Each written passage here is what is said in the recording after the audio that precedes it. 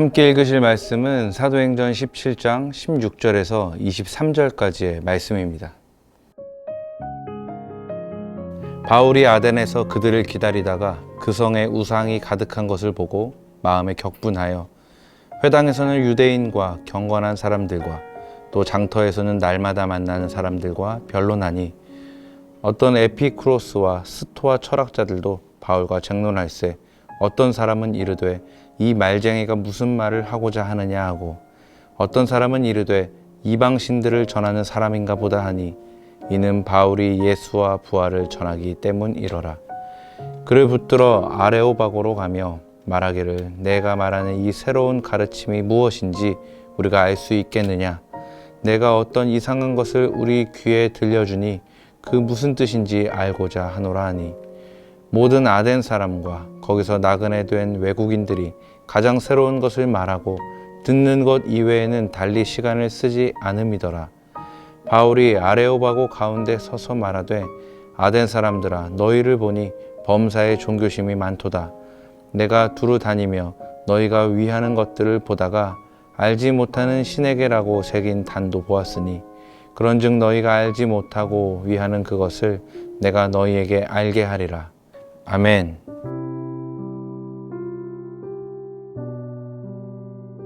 사도행전 17장은 약 3년간에 걸친 바울의 2차 전도 여행의 초기 사역에 대해 다루고 있는 부분입니다.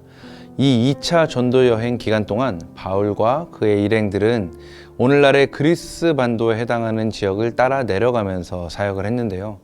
그래서 앞서 17장 10절에서 15절까지 보도하고 있는 그 바울 일행의 베레아에서의 사역에 이어 오늘 시작하는 본문에서 누가는 바울이 아덴에서 우상을 숭배하는 학구적인 사람들에게 부활하신 그리스도의 복음을 전했던 상황들에 대해 제법 자세하게 기록을 하고 있습니다. 여기서 나오는 아덴 지역은 오늘날 그리스의 수도인 아테네 지역을 가리킵니다. 오늘날 많은 사람들이 모여드는 유명한 관광지인 이 아테네는 그 당시 명실상부한 헬라 문화의 중심지로서 최고의 학문과 철학, 예술 등으로 아주 유명한 곳이었고 민주주의의 발상지로도 잘 알려진 곳입니다. 특별히 철학적으로는 그 유명한 에피큐로스 학파와 스토아 학파가 양대 산맥을 이루며 자리 잡고 있던 여러모로 참 대단한 지역이었죠. 하지만 그곳은 종교적으로는 아주 경건하지 못한 곳이었습니다. 학자들에 따르면 당시 아덴에는 무려 300여 개의 공식화된 우상과 3만여 개의 신상이 있었다고 합니다.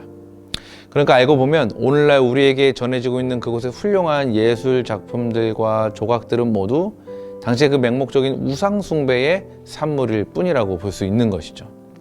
사실 아덴이라는 지역의 이름도 지혜와 전쟁의 여신이라고 하는 아테나의 이름에서 따온 것일 만큼 그곳에는 헬라의 많은 신들, 즉 우상들을 위해 지어놓은 신전들이 즐비했습니다.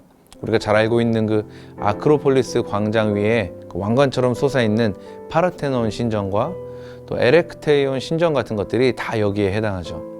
자, 그런데 16절 말씀을 보니까 이 아덴 지역에서 실라와 디모데를 기다리며 이곳저곳 돌아다니던 바울은 그 아름다운 땅에 이처럼 우상이 가득한 것을 보고 마음에 격분하였다고 기록하고 있습니다. 여기서 나오는 이 격분하다에 해당하는 헬라어 단어를 문자 그대로 표현하면 그의 마음속이 크게 뒤집어지다 라는 뜻이 됩니다.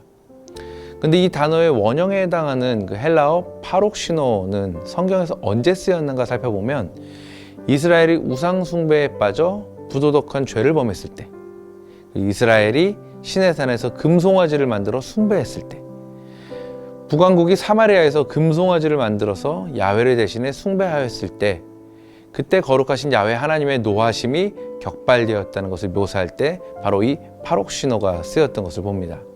그리고 야훼 하나님께서 자기 백성이 다른 신에게 절할 때 질투를 느끼시는 분이라는 사실을 묘사할 때에도 이 파록시노가 쓰였습니다.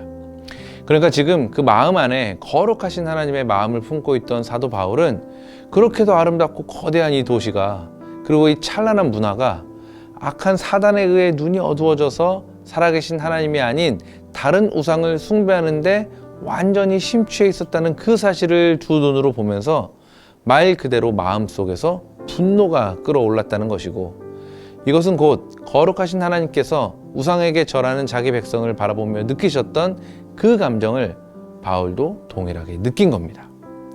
자, 그래서 바울은 이 상황에 대해 어떻게 반응을 하죠? 17절 말씀을 보니까 회당에서는 유대인과 경건한 사람들과 또 장터에서는 날마다 만나는 사람들과 변론하니, 바울은 이 우상으로 가득한 도시 아덴에서 만나는 사람들마다 마주하고 변론하며 예수 그리스도의 복음을 전합니다.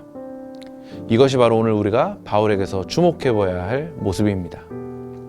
사랑하는 청년 여러분, 여러분은 사단에게 그 마음을 빼앗겨 버린 그 타락한 세상 문화에 완전히 휩싸여서 뭐가 옳고 그른지도 모른 채 살아가고 있는 오늘날의 이 어두운 세상과 수많은 사람들을 바라볼 때 어떤 마음이 드십니까? 뒤에서 그들을 그렇게 만들고 조종하고 있는 악한 세력 사단에 대한 분노의 감정이 느껴지십니까? 아니면 뭐 그냥 그런가 보다 하는 무뎌진 마음 혹은 무관심한 마음이십니까?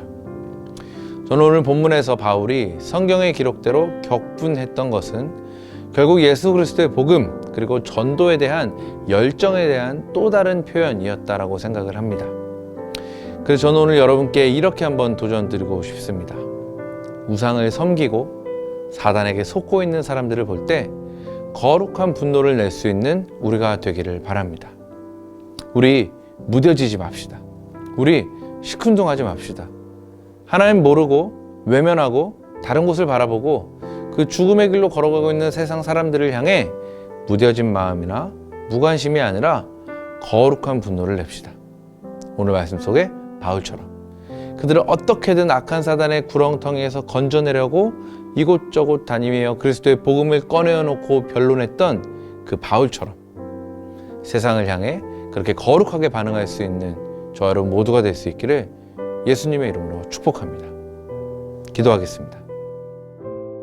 오늘도 내 삶 속에 신실하게 일하시는 좋으신 하나님, 더럽고 추악한 죄인인 나를 택하시고 악에서 건져내셔서 완전히 새로운 삶을 살게 하심은 오직 하나님의 은혜임을 고백합니다.